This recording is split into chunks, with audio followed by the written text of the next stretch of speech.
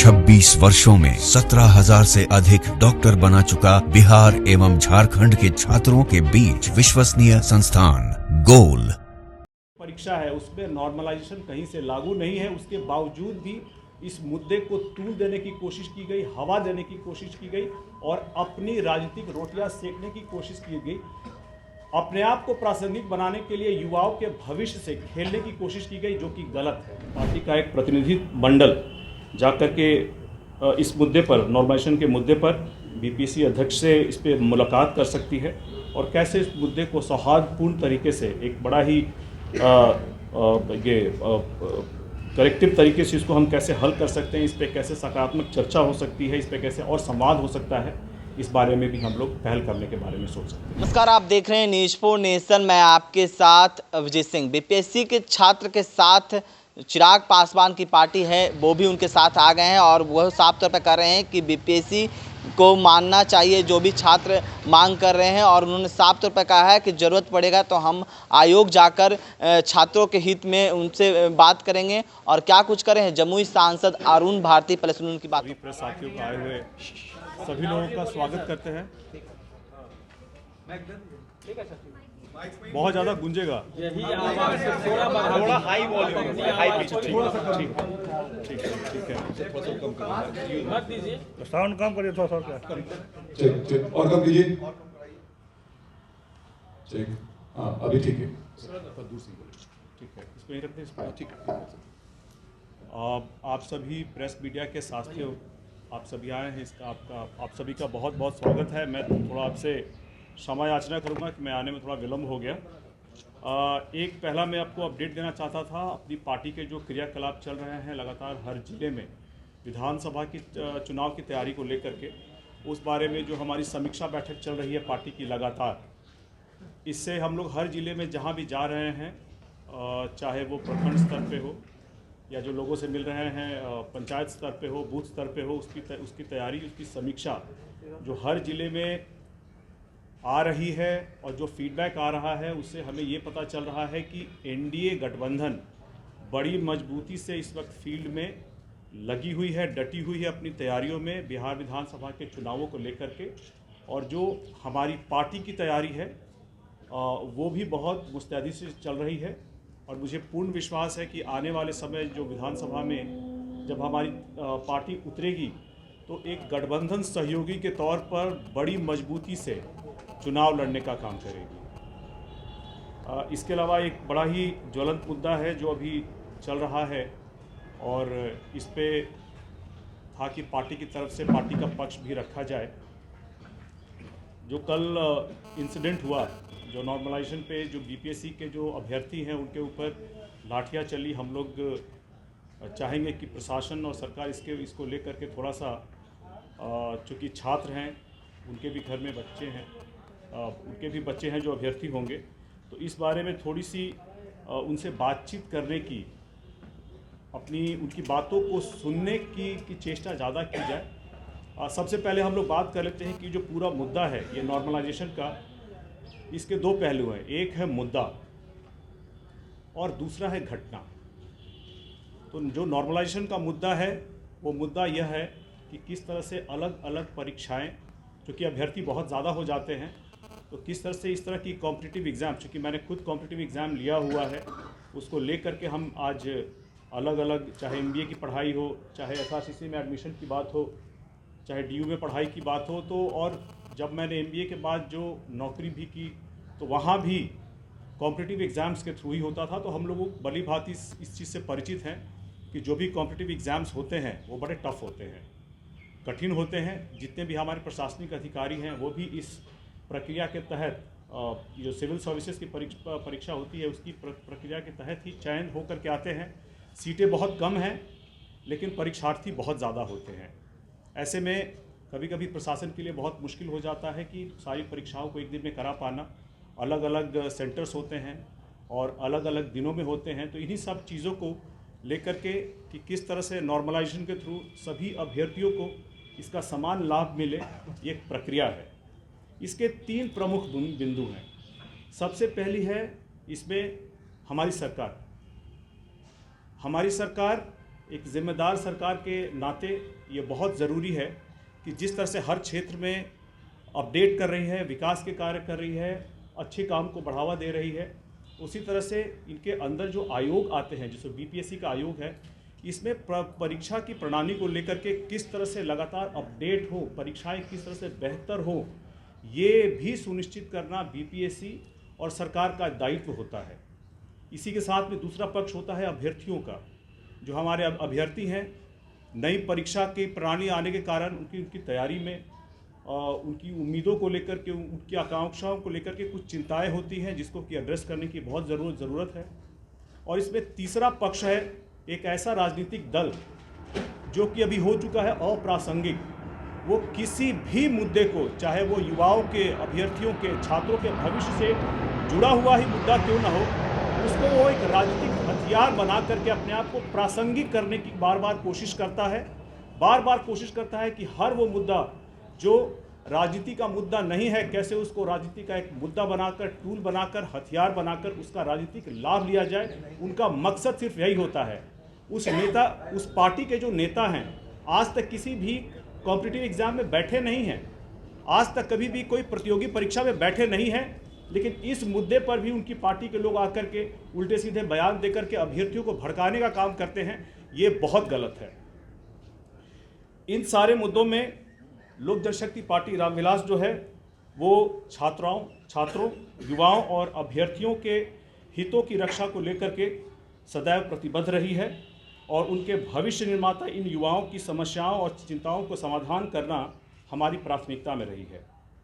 देखिए, बिहार सरकार और बीपीएससी आयोग जो परीक्षा की प्रणाली की मांग है, अभ्यर्थी बढ़ते जा रहे हैं, सीटें कम हैं, तो समय की मांग है कि इन सारी चीज़ों पर परीक्षा की प्रणाली कैसे बेहतर हो, किस तरह से उसमें और सुधार आए, इस बारे में विचार करना और आगे बढ़ना उनका दायित्व है, जिसको लेकर के वो आगे बढ़ रहे थे। लेकिन इसमें अभ्यर्थियों की जो चिंताएं हैं उसको भी सुलझाना, उनकी चिंताओं को, कंसर्न्स को एड्रेस करना भी उनका एक दायित्व है, ये होना चाहिए।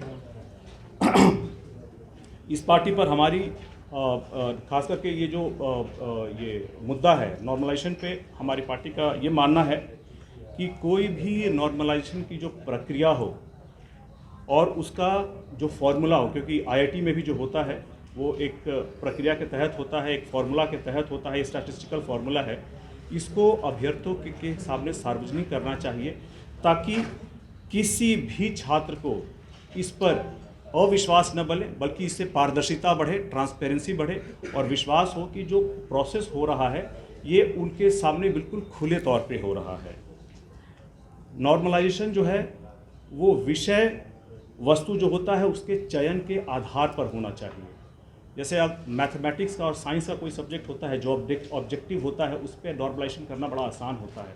लेकिन अगर कोई सब्जेक्टिव सब्जेक्ट हो, जैसे इतिहास हो या फिर भूगोल हो या फिर आप ऐसे सब्जेक्ट को पकड़ लें, लिटरेचर हो, इन विषयों पर अगर आप नॉर्मलाइजेशन लाते हैं तो इस पे, क्योंकि जो मार्क्स मिलते हैं वो टीचर की उस वक्त की सब्जेक्टिव इंफॉर्मेशन जो उसके है वो उनके पास है, उसके आधार पे होते हैं।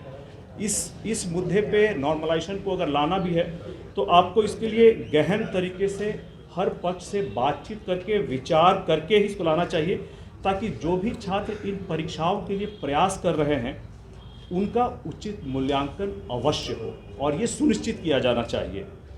इस परीक्षा में नॉर्मलाइजेशन का जो परीक्षा होता है इसको बीपीएससी के चेयरमैन ने भी कहा था कि इसको जो अभ्यर्थी है, जो एप्लीकेंट है, उनके संख्या पे आधारित करना चाहिए। अब ये क्या संख्या है, मानक होगा, ये सरकार तय करेगी, ये बीपीएससी तय करेगी, लेकिन हमारी पार्टी का मानना है कि इस पे एक मानक तय हो और उससे ज़्यादा छात्र हो तभी इसको लागू करना चाहिए।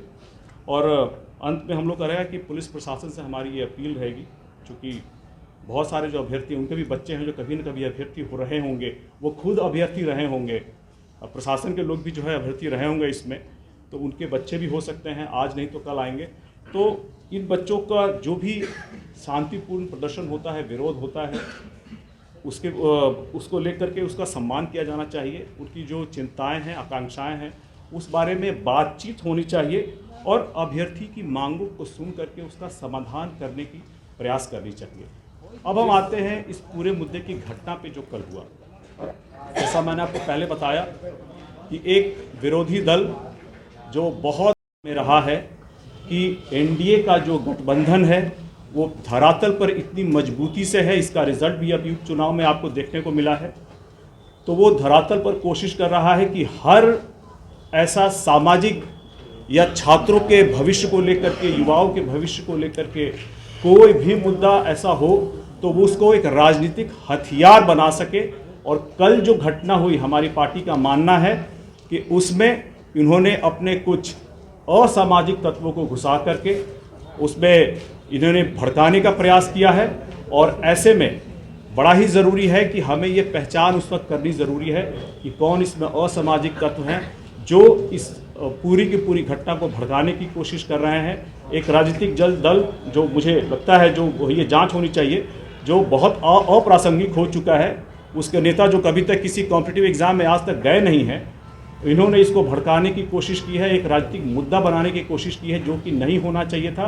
ये युवाओं की, अभ्यर्थियों के भविष्य का सवाल है और हमारी पार्टी ऐसे में ये जितने भी मुद्दे हैं उस पर चाहे कि एक संवेदनशील इस पे रवैया रखे और इस पे सरकार और जो अभ्यर्थी हैं उन दोनों के बीच में लगातार बातचीत होनी चाहिए।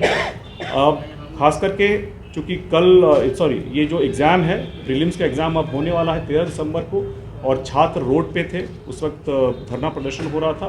तो हमारी अपील रहेगी कि चूँकि परीक्षा बहुत नज़दीक है और परीक्षा नज़दीक होने के कारण आपको, चूँकि आपने एप्लीकेशन भरा है, आपको इस बारे में लेकर के गंभीर हैं, तो आपको अभी तुरंत तैयारियों में जुट जाना चाहिए और अपनी परीक्षा को बहुत ही सीरियसली लेकर के कोशिश करनी चाहिए कि इस परीक्षा में आप उत्तीर्ण हो सके।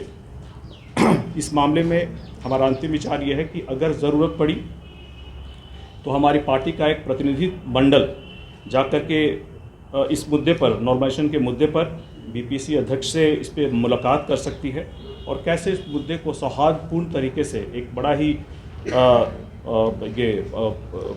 कलेक्टिव तरीके से इसको हम कैसे हल कर सकते हैं, इस पर कैसे सकारात्मक चर्चा हो सकती है, इस पर कैसे और संवाद हो सकता है, इस बारे में भी हम लोग पहल करने के बारे में सोच सकते हैं। छात्र नेता दिलीप की गिरफ्तारी हुई था, उनको जेल भेजने की तैयारी की जा रही है। चला गया जेल भेज दिया गया है। क्या उसको छुड़ा, पूरा प्रोटेक्शन को वो पूरा लीड कर रहे थे इस आंदोलन में, और उन्हीं को जेल भेजा गया है। कि हम लोग इस बारे में रहेगा कि हमें पूरी जानकारी अभी इस बारे में नहीं है। हम लोग जानकारी एकत्रित करेंगे। कल रात की ये घटना है, पुलिस से, प्रशासन से बात करेंगे और कोशिश करेंगे कि जो इसमें उचित न्याय हो, चाहे छात्र नेता को लेकर के हो, चाहे प्रशासन का पक्ष हो, इस बारे में संवाद स्थापित करके जो भी न्यायपूर्ण फैसला हो सकता है, इसमें वही न्यायपूर्ण फैसला हो, उस पर न्यायपूर्ण कार्रवाई हो सकती है। आपने कहा कि एक किसी खास पार्टी ने भड़काने का प्रयास किया। जी, कौन? आरजेडी भड़का रही थी आंदोलन को, नाम नहीं ले रहे हैं, कौन पार्टी है, कौन नेता है?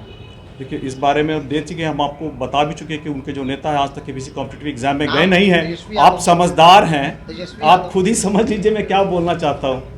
बीपीएससी के अनुसार सर नॉर्मलाइजेशन लागू ही नहीं हुआ। हाँ, इसलिए बता, परीक्षा है उसमें नॉर्मलाइजेशन कहीं से लागू नहीं है। उसके बावजूद भी इस मुद्दे को तूल देने की कोशिश की गई, हवा देने की कोशिश की गई और अपनी राजनीतिक रोटियां सेकने की कोशिश की गई। अपने आप को प्रासंगिक बनाने के लिए युवाओं के भविष्य से खेलने की कोशिश की गई, जो कि गलत है। तो आपने सुना जमुई सांसद अरुण भारती किस तरह से छात्रों को लेकर और जिस तरह से लाठी चार्ज हुआ उसको लेकर क्या कुछ कहा, आपने सुना। तमाम खबरों में न्यूज़ के साथ नमस्कार।